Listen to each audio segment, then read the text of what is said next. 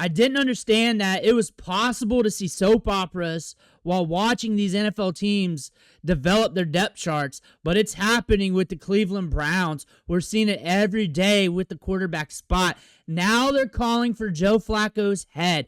As we're under Shedeur Sanders' watch, we're watching it from afar. The media is looking at this quarterback controversy, and they are wanting change. Before we dig in, though, you need to click that subscribe button right now, because we're looking at what these players are doing behind the scenes at practice, what the media is saying about them. We're looking at the interviews, what the coaches are saying, so you know what your team's up to. I'm helping you with your fantasy football teams as well, with those pickups, those draft picks, and also helping you set your lineups. Click that button. Stop missing out. But the big thing right now, it's time to start panicking if you're a Browns fan. Yeah, I don't know that panic is a word that really, for us as coaches or players, we focus on work. That's really what we hang our hat on. And I trust the group we have. I trust that we can get better from a fundamental standpoint, from a certainly schematic standpoint, and a lot of when you get some small improvements in a bunch of areas, it makes a big difference. It's quite evident. The Browns are 0-2. Flacco did not look good against the Ravens last week. I think people are overreacting. It's only 2 games, and one of them was a bad game.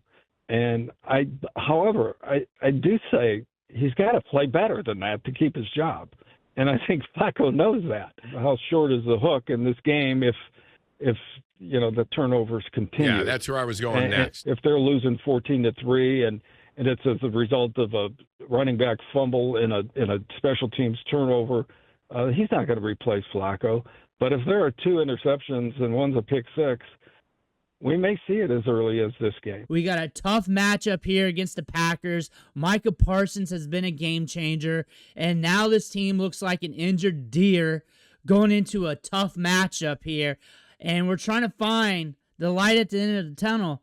But there's nothing but a freight train coming through when you're looking at this. Joe Flacco has to stop throwing picks. He's got to stop turning over the ball. He's got to start looking good. Does Joe Flacco still give them the best chance to win a game on Sunday? I say absolutely, and the reason why is because obviously it has nothing to do with. I'm a huge believer in that locker room needs to know the best guy is playing, and if he's the best guy right now, he needs to play. Now, if those guys I don't know if they can. But if they feel those guys are equal to Joe and he keeps turning the ball over, and JP, we talked about that, like how bad can he be in the game and then you can't play? Well, that's very true, and that's the realistic thing, is because the only real position on a football field that makes a difference if you're really, really struggling is the quarterback. It's not the right tackle. It's not, those things are important, but the quarterback is the most important position. So I think if he doesn't turn the ball over, even if those guys behind him aren't as good or maybe up to speed, I think even everybody on the team would say, all right, well, we're turning the ball over. If he doesn't turn the ball over, maybe I still think he gives him the best chance in the run game, the ability to throw the ball deep. There's some things he can do, but that doesn't happen if he turns the ball over. And that's really that's what's got to change. He's got to protect the football, and he hasn't shown the ability to do that. So it shall be interesting moving forward for sure. He's got to move this offense. Flacco has to play better. He can't be sucking. He can't be, or he's going to get yanked. It's going to be sooner than later. It was before the end of Sunday. They were asking Stefanski if Gabriel's going to be getting a shot. They're asking how long Flacco is going to be the starter. They're already getting the questions. That's not my opinion. That is what is happening. We're seeing that in the media all day long, every day right now. It's the big talk of the town. Who's going to be the quarterback next week? Is he going to get pulled in game? What's going to happen? What does the Browns have to lose if they go with Dillon Gabriel soon? What do they have to lose, really? What does Kevin have to lose by playing Gabriel now? What does he have to lose? Job. But how? If they're going to go 0-3 to start the season against Green Bay, and I know Dan will give you a little bit of hope and excitement to think that they can get better. There's a part of me that just says, and by the way, if he threw, and I know they're not going to do this, but if he threw Sanders out there on Sunday and they were losing 21, I wouldn't have a problem with it. Well, you're going to go in. You're going to go in pecking order, and right now the pecking order. The only reason I'm doing that. Yeah, right now the pecking order is Gabriel Sanders. Weird things seem to happen when you get to these situations, don't they? I just look at the 3 quarterbacks who are here, and it's why it screams to me that Deshaun's going to play when he's healthy, unless one of the rookies. You just changed on that theory too, didn't you? Well, I've just been looking at the 3 quarterbacks who are here and knowing that they have 2 first-rounders for next year, and it's real clear what's going to happen. I just feel like we're driving on the same. If one of the guys goes in at quarterback, you know what? We're on Jeff. If Joe happens to start playing a little better, and I'm not faulting his game, he's been okay. Threw for 290 yards against the Bengals. If Joe's playing okay and they start to win some games, there's no need to play Deshaun. There's no need to make a change. They keep losing games, it doesn't do you any good to play Joe. It might not do you any good to play Dillon or Shedeur because you're just looking at me. I'm looking at next year, and I know you have 2 first-round picks, and you're going to take a guy. And that's why I would play Deshaun. Let me ask you. Because Deshaun, if he goes out and plays really well and you're going to take a guy, maybe somebody will give you something for him. They're 0-2. Is anybody predicting this team to win the Super Bowl? They got 2 first-round picks next year. They got to see what they got in these 2 rookie quarterbacks. And when you ask my opinion, you know my opinion if you've been watching this series of mine, that I think Shedeur is going to get his opportunity right after Gabriel gets his, and it'll be sooner than later. Now, his play might be impacted whether or not he's been damaged by throwing equipment guys, partially on him, a lot on the Browns. They could be ruining 2 rookie quarterbacks here. When you're looking at what they're trying to do here, parading around at Ohio State, Texas, looking at Arch Manning, who sucks, who doesn't even want to play for them. But also this, like you're looking at the number ones, Jerry Jeudy's not a true number 1 wide receiver. He played well last year, but he's not separating. You're looking at the separation scores. You're looking at the tape. They're asking about him in the media. He's telling you to go check the tape. You pull up the metrics, and you're like, that ain't the same. That ain't the same. You're still not looking good, bro. There was like 3 guys that might have benefited from the switch to the Deshaun offense last year. Jerry Jeudy was one of them. Maybe we should have calculated whether Jerry Jeudy was going to be good in this offense because he's not the only receiver that has significant talent that we've seen struggle within this. There was a guy named Odell Beckham Jr. that chafed at the on-schedule throws as well. Right now, Jerry Jeudy's not playing like a number 1 wide receiver. Yeah, I think it's because has got a quarterback that's playing like number 2. Well, so he's had a lot of drops, though. And so, there's part of me that wants to put this on Flacco in many ways, but there is parts of me that is like, well, all right. You're like John Legend. There's part of you. Yeah, part of me, exactly. Loves all of you. Sure. But,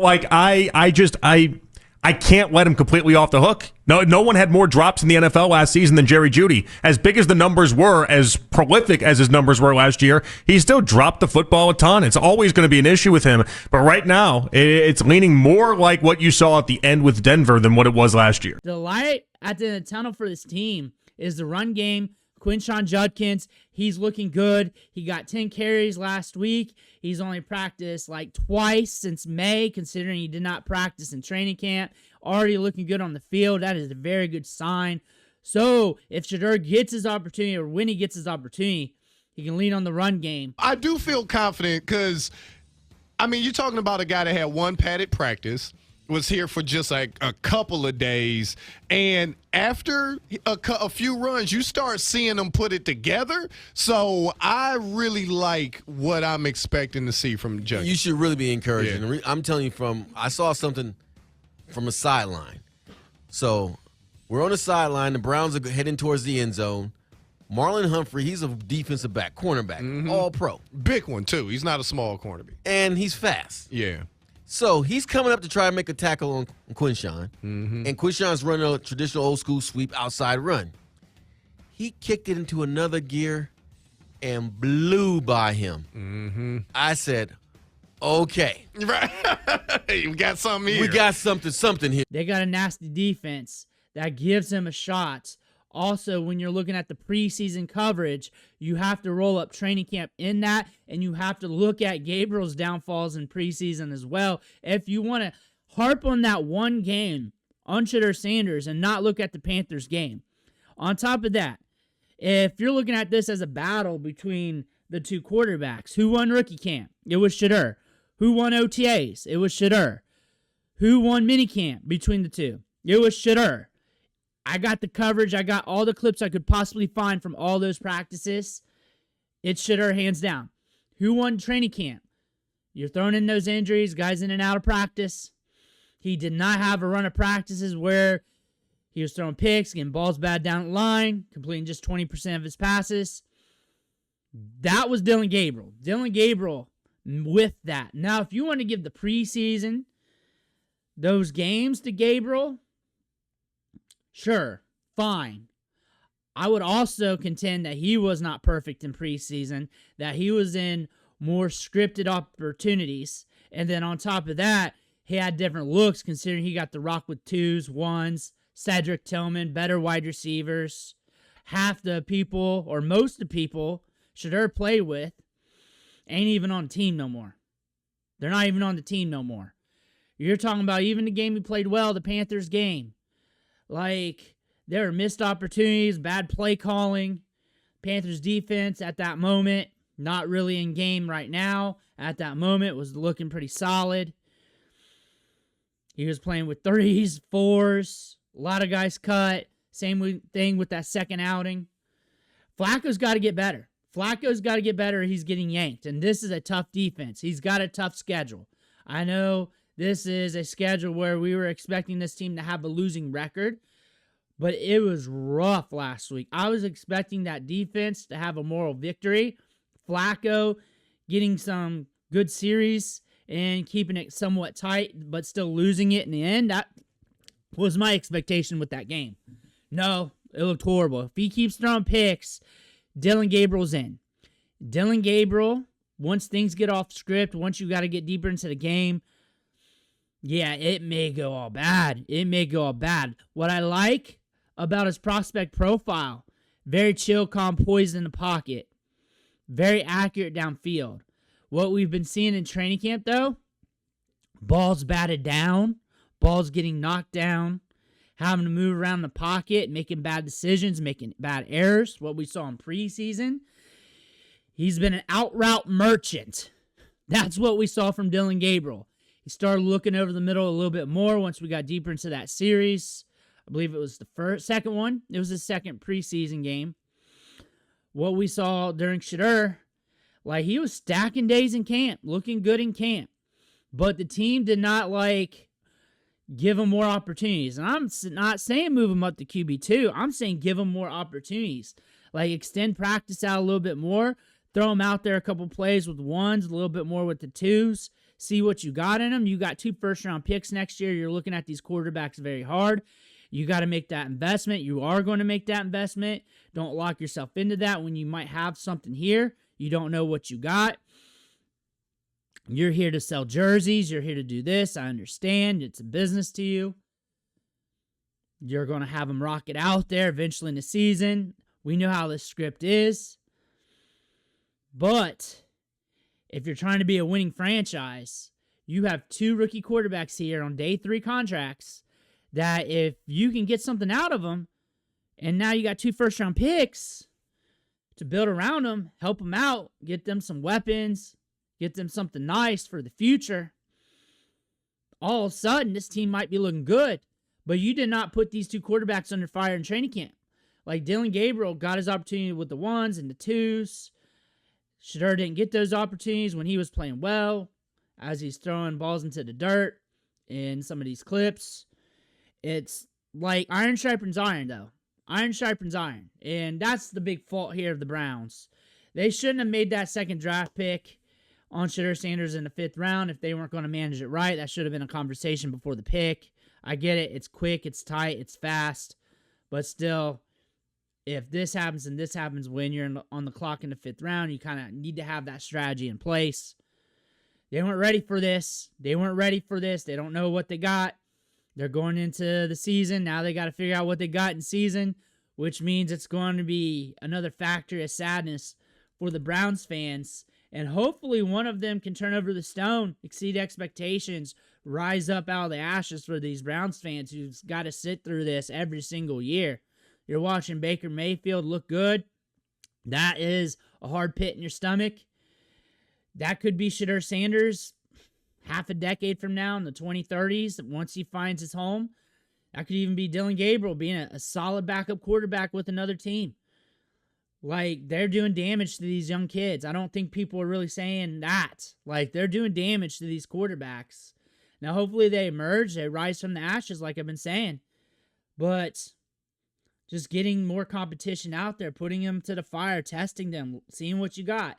And I take heat on this all the time from both sides because I was called a Shedeur hater because I predicted all this. I predicted that it was going to be a rough road. The Browns are going to be the Browns, that the odds were stacked against them. And some people was like, I'm going to come back to the channel. I'm going to check into you. I'm like, what? I was mainly positive. And then on top of that, I catch it on the other side because I'm like, hey, he needed that opportunity. He earned that opportunity. He earned those reps in practice. It's only going to help both quarterbacks. And it's only going to help them figure out what they got, putting them to the fire. What's the upside with Joe Flacco anyways? We're already seeing the downside. What's the difference? That's how we're playing this. You're playing not to win. You're playing not to lose. The same thing, even though that kind of muffled out funny. But you know what I'm saying. They're not playing to push themselves. Now they're in this weird situation. You're 0-2. Now you got the Packers. More than likely, you're going to be 0-3 unless Flacco figures it out soon. And this receiving core ain't legit. It ain't top tier. You got some good work from Fannin. Judkins could be your saving grace. This defense is nasty. But we're going to see Shedeur soon. We're going to see Gabriel soon. It's a matter of time. Let me know what you think in the comments below. I want to hear about that. Make sure you hit that subscribe button on the way out. Thank you for watching. Catch you on the next video.